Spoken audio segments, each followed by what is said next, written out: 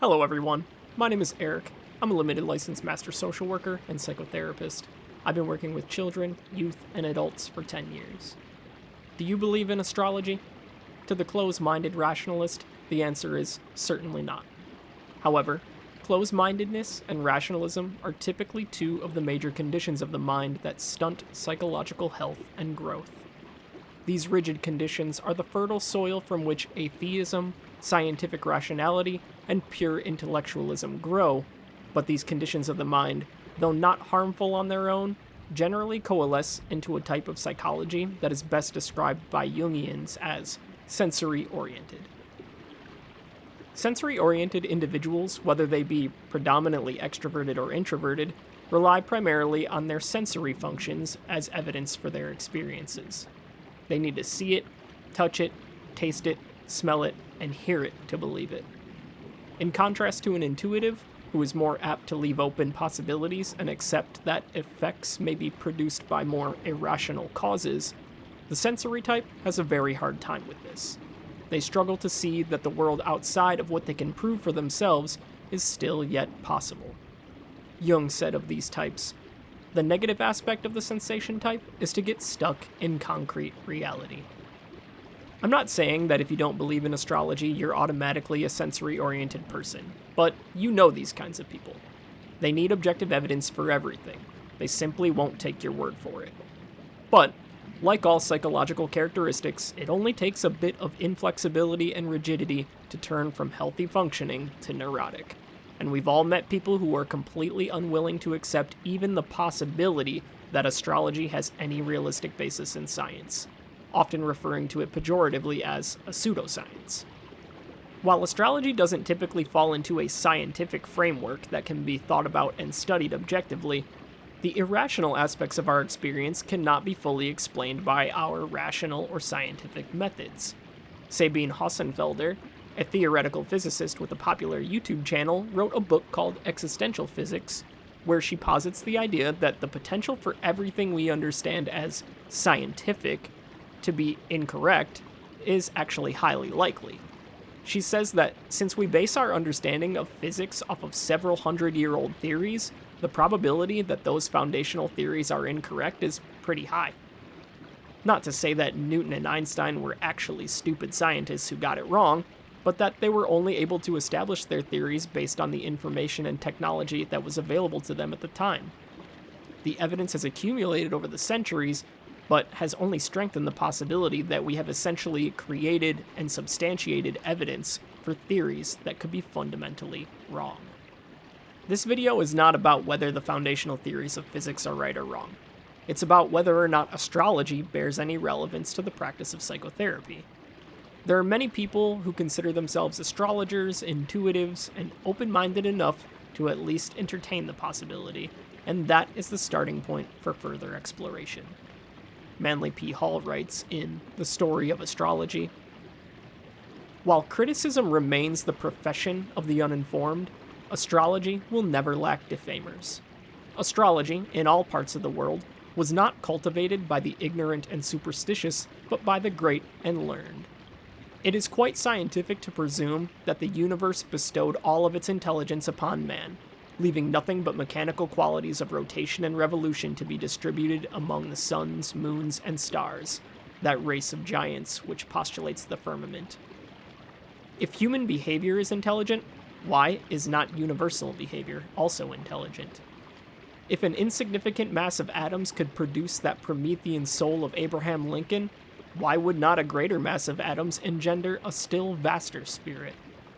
If no evidence of divine intelligence can be discovered in the chemical composition of the stars, it may be said with equal truth that no evidence of human intelligence can be discovered in the chemical composition of man.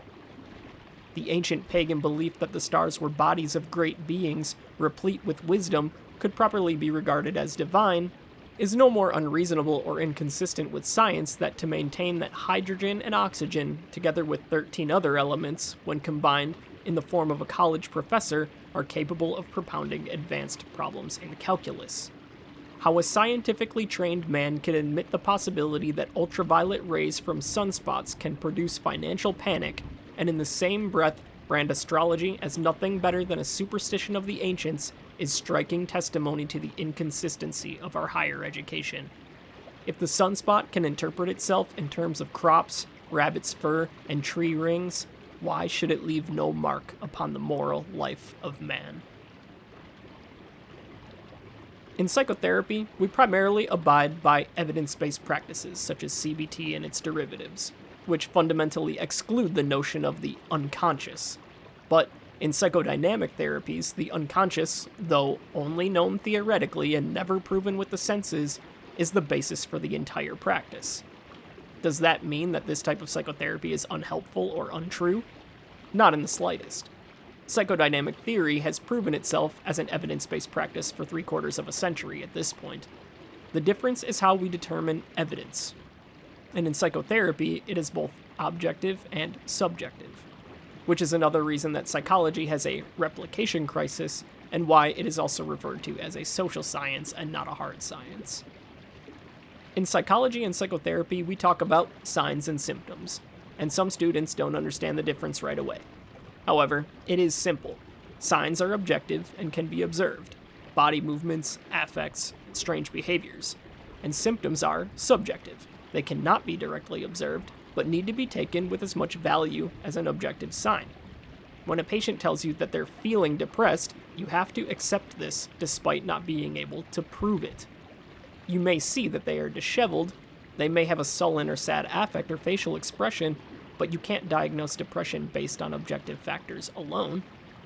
The emphasis on the subjective is important because astrology is, for the most part, a subjective science. Irvin Yalom wrote, "When I present this position to students, they respond with such questions as, does this mean that an astrological explanation is also valid in psychotherapy? These questions make me uneasy, but I have to respond affirmatively. If an astrological or shamanistic or magical explanation enhances a sense of mastery and leads to inner personal change, then it is a valid explanation. There is much evidence of cross-cultural psychiatric research to support this position. The explanation must be consistent with the values and with the frame of reference of the human community in which the patient dwells. In most primitive cultures, it is often only the magical or religious explanation that is acceptable. Hence, it is valid and effective." Chris Brennan, a well-researched and educated astrologer who has held professional positions in academia, including former research director of the National Council for Geometric Research and the host of an award-winning astrology podcast, wrote a book featured on a very popular YouTube channel called Esoterica, titled Hellenistic Astrology, the Study of Fate and Fortune. In the book, he details the similarities and differences between ancient astrology and modern astrology, and how the 20th century astrology was primarily studied through a depth psychological lens, at which point Western astrology became focused on character analysis and psychological introspection, with an emphasis on innovation and creativity that led to the introduction of many new techniques, as well as some deliberate attempts to reject some of the few remaining techniques and concepts that had survived from earlier non-psychological traditions.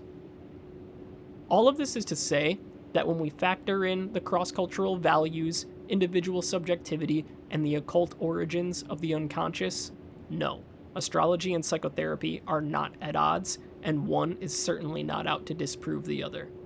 While I've never seen an aspect of psychological health or illness that has been the direct result of astrological influences, how would I even know? I know that subjectively, the astrological and the psychological often do not contradict each other. I'm a Scorpio, born on November 21st, right on the cusp of Scorpio and Sagittarius. While I did not grow up actively choosing to go in one astrological direction or another, I'm sometimes stunned by how accurately the zodiacs reflect my personality. However, I do not consider myself an astrologer, and I do not give anyone else readings, and I would never do so in a therapeutic setting. That being said, one of the beliefs that I do have that rings true more of ancient astrology as opposed to modern astrology is the idea that you're supposed to cultivate the spiritual and emotional knowledge to help transcend your astrological characteristics.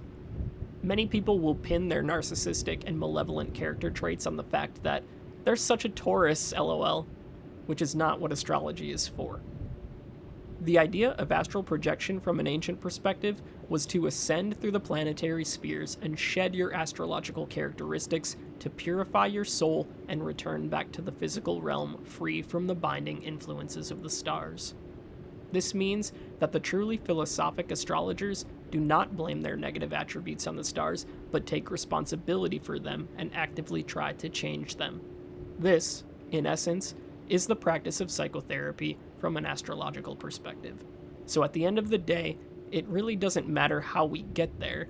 What is important is the work that gets done and how you become a better person for it. Astrology does not need to be demonized as a pseudoscience, it does not need to be ridiculed, and those who believe in the influence of the stars are not delusional or idiotic. Your pride in a fanatical rationalism and intellectualism is likely a much greater spiritual problem. Thank you for tuning in, and thank you for your support. Until next time.